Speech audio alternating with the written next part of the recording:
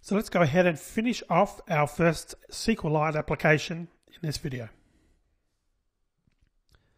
Alright, continuing on. So we've got our emulator open. I'm going to close this down now. So we're at the stage now, even though our code's not yet complete, where we're just about ready to go. So what I suggest we do though, is we close the database. We haven't actually closed the database. We've got the open database, remember, up here at the top, where we opened or created it, but we should, and what we should always do is close the database once we're finished with it. Now to do that, we type SQLite database dot close. Not very original, but that closes the database and sort of tells Android that we've finished with using it.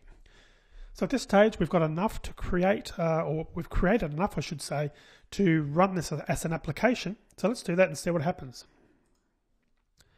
I'm going to start it and let it get compiled, and then we'll switch over to the emulator and watch what happens. Okay, I'm going to click OK to start it, and quickly tab over to our emulator, and let's just watch what happens. Okay, so we've got an error, so let's just check that out. Click on OK. We'll go back here and we'll just set this up to no filters, and I'm just going to double click Logcat. And you're probably looking at that wondering what's going on, but I can see straight away what I've done. I've forgotten to add a right bracket. So you can see this is the line that we've created in our Java code, and I didn't put a right bracket after the email text, so that's the reason why it crashed. So I'm just going to set that down again, and we'll fix that up. So we'll go back to the code and put a right bracket there where it should be. Like so. So let's try running it again.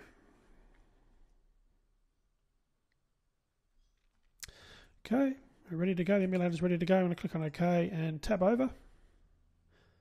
And this time you saw that on the bottom of the screen it did actually work. It came up with our name and the phone number and the email address. So what's happened is it's created the database. Now this opens up an interesting dilemma, and we'll see that if we try to run it again now. I'm running it again. So tapping over, you might be wondering, well, what's going on? Well, the problem now is that in our code, we're trying to execute this command, create table contacts, every time we run the application. So of course, the first time we ran it, it would work, and it did work once I fixed the typo. But from that point onwards, it's not going to work. We're going to get a failure because we're trying to recreate the table each time we start. So in this contrived example, we need to add another statement. We're going to delete the table, or drop the table I should say, first before we try and create it again so that our code works. So I'm going to type SQLite dot execute SQL drop table contacts.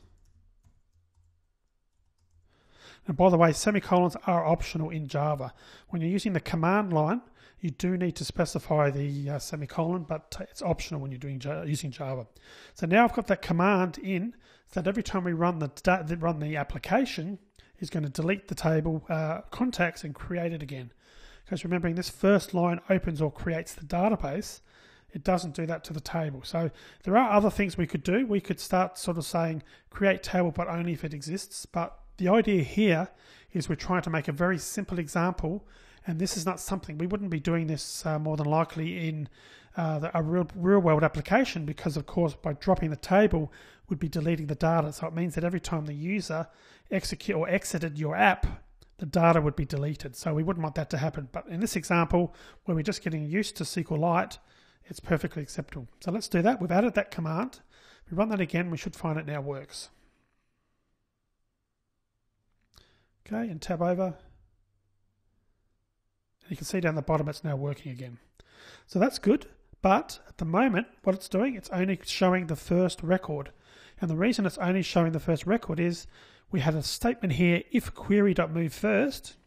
So in other words, we tested, can we get to the first record, or in actual fact, is there a record? So if there is a record, then we can see that we're displaying just the first record, and then we exit. And if there's no record, we're going to display an error message. That's all well and good, but what if we want to see more records, or perhaps cycle through all the records? Well, to do that is quite easy. All we really need to do is create a loop and put the code that we've already written here, this bit of code, these lines, in the loop. So to do that, we can just type do, put a bracket in. So I'm just going to press tab now when I've got those lines selected. That moves it all over, as you can see there. I'm going to go to the end of the line and I'm going to close the bracket and put while query dot move next. So what does that mean? Well, essentially we're saying now if there is a first record, what we're going to do is instead of just showing the data, we're going to create a loop called do. So it's going to, a do is a little bit different in that it's always going to execute at least once. In this case, a do statement is perfectly acceptable because we've already established we have got at least one record. So it's perfectly okay for us to go through and execute this once. So the condition checking as to see whether the loop should continue is at the end. It's the last statement. So it's going to go through in this case. It's found the first record. It's going to output that on the screen as we've already seen it work in the past. But when it gets there, it's going to then come onto this while statement, while query.move to next. So it's going to move to the next record. And as you can probably imagine, if I select that, do a Control J, again Control Q on a PC, moves to the next row, this method will return false if the cursor is already past the last entry.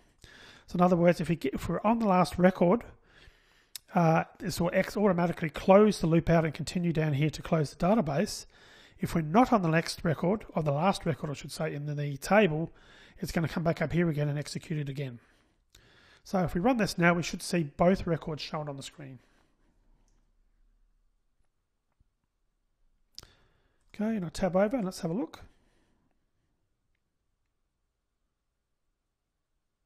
And there you go, you can see the second record, and then it's closed off and finished without any problems. So that's the simplest of databases. Now just before I close off this video, let's go back into the terminal and check out the data. So again, you recall doing this in the previous video. We can type adb shell. And if we do SQLite, I'm going to type /data, /data. Now we need our package name. And if you remember our package name, org.example.android. So it's org.example.android. And you can see I press the tab button, and when I press the tab, I've got the options for which one I want. So I want to use the .sqlite test1. So I type SQL, that will be enough to select that. And if I type databases, and again, what we call the database, SQLite. So I'll type in SQ, press tab. You can see we've got the database there, SQLite. So if I type, I'll just press enter now because that database is selected. Whoops, I got that wrong. It's meant to be SQLite 3. So I'm pressing Control A on my computer to get to the start of the line. You may need to press the arrow keys to get back there. It should be SQLite 3. Press enter. And we're now in our database. So we can type select star from contacts. And there's our two records. So just to show that this does work, let's insert a record here. Insert into contacts.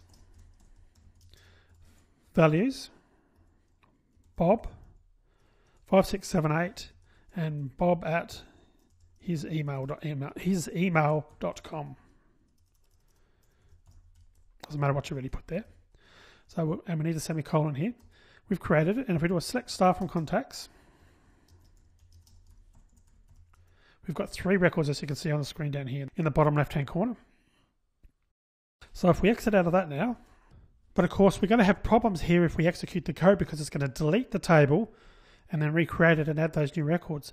So if we temporarily comment out these lines, comment out the drop that created the two inserts. So I'm holding down Command and pressing the slash. That comments them out like so. So in other words, now the only command, or the first command to be executed from an SQL perspective is going to be our select. So if we run that, we now should see the three entries in the database, which just really confirms that the Java code is talking to the same database that we just saw in the command line. So I'm going to click on Run.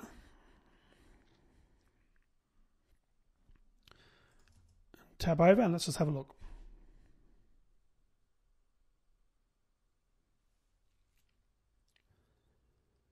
And there you go, you can see the third record was added. So hopefully now you've got a good understanding of the relationship between the database from the command line and the database that is created by the Java code. So if you do want to continue running this, you might want to uncomment this, and just to confirm that that does work. If we do that now, of course, it's going to delete the table and recreate it and only add 2 contacts, which means we shouldn't see that third record that we added manually when we run it again.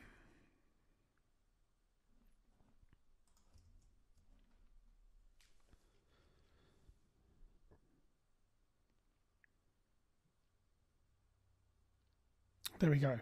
Okay, so that was a very basic introduction to SQLite, and again, this is not the type of coding and the type of setup you would do in a proper application.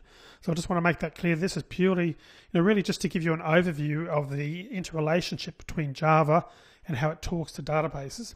In the next set of videos, we're going to go through and write a real-world proper application.